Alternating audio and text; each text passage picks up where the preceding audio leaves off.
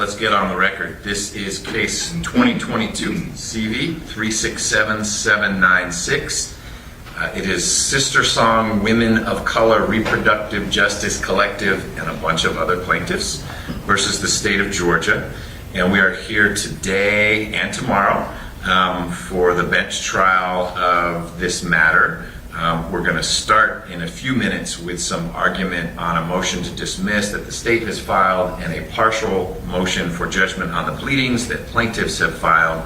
But before we dive into that, I need to cover a few things. First, I appreciate very much how important this issue. One other thing. I need to start the live stream.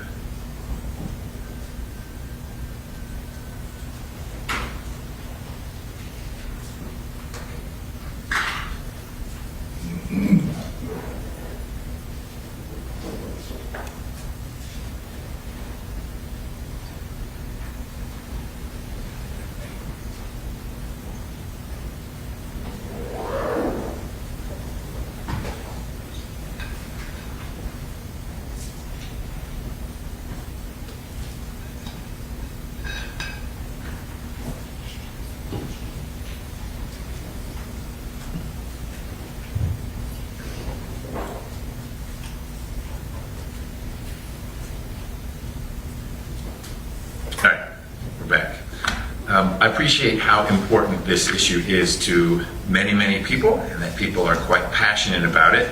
And for some people, it is very easily distilled into black or white. It's the right to life. It's a woman's right to choose. But as many of you in this room know, it's more complicated than that. There are a lot of complicated legal issues, and we have very, very good lawyers on both sides who are going to present those issues and some facts connected to them.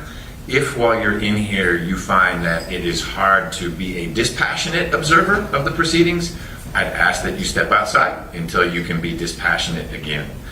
If there is any disruption, Deputy Gordon has been instructed, not by me, but by the sheriff, to make sure that the disruptor stays outside for the rest of the proceedings. I trust that's not going to be an issue, but we had virtual issues last time, and I would hate for those to infect any of the in-person proceedings. It is not a problem if anyone here, to include the many lawyers, as long as there is at least one lawyer from each side, for people to take breaks. We are going to have 2 long days, and we will move quickly and break infrequently and briefly when we break. But it is not a forced march, so if anyone needs to step outside, I can keep going as long as there is one lawyer at the bench, at the table for each side. We will break for lunch, I promise, but this will probably be a truncated lunch. I also want to thank both sides for their Herculean efforts. I set an aggressive schedule because this is an issue that needs attention now and not in 3 months. It probably needed attention 3 months ago, but here we are. And I appreciate that both sides are very busy, that there is a whole lot in particular on the Solicitor General's plate. I'm not unmindful of that, but this is one of the most important things on his plate. And I appreciate that he has brought in additional resources so that we can move forward today and tomorrow. So thank you, both sides, for working hard on this and being ready to go. What we had discussed in a pretrial conference is that we would spend some time first to give both sides a little bit to address arguments on the state's motion to dismiss, as well as plaintiff's partial motion for judgment on the pleadings. And I'm happy to continue to do that. That's time away from the trial, but it's still time well spent. I do feel like the issues raised in particular on the motion for judgment on the pleadings have been discussed before, and not all of them, but discussed before and very, very thoroughly briefed. And I flagged that only to say it may be that the two sides want to spend a little less time with oral argument on that and rely more on their pleadings. But I'm not going back on my commitment to give you all about an hour across those 2 motions before we pivot to the trial itself. So what I'm going to do first is have both sides introduce their lawyers who are going to have speaking roles today.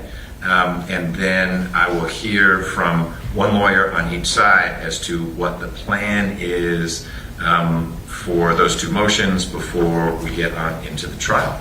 and I'll have my little countdown timer ready when it's time. So let's start first with counsel for plaintiff. Good morning, Your Honor.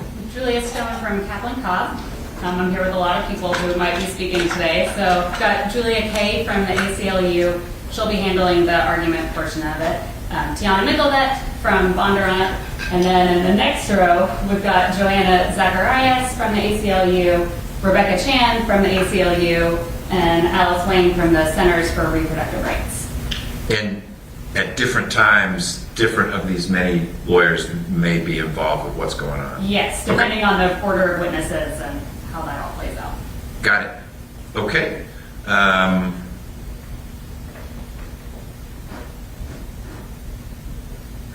down. Great. And Mr. Petrani, good morning, sir. Good morning, Your Honor. Stephen Petrani for the state, of course. I'm going to be handling the motions argument at the beginning. Then I'm going to let my co-counsel introduce themselves for who's going to be talking throughout the day. I think there's some question as to who might be, depending on witnesses, of course, but I'll let them address that. Sure.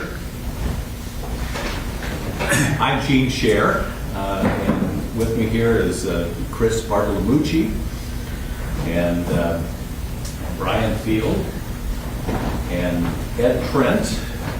Ed Trent is defendant's exhibits?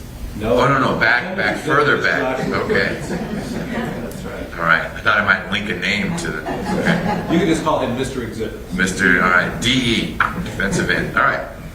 Great. And I want to be clear, it is not an issue for people to be handing rolls off. I just wanted to have some names to associate with faces, but if Mr. Bartolomucci is handling one witness and then Mr. Field is that's all good. I just wanted to know who all was here and who might be doing things.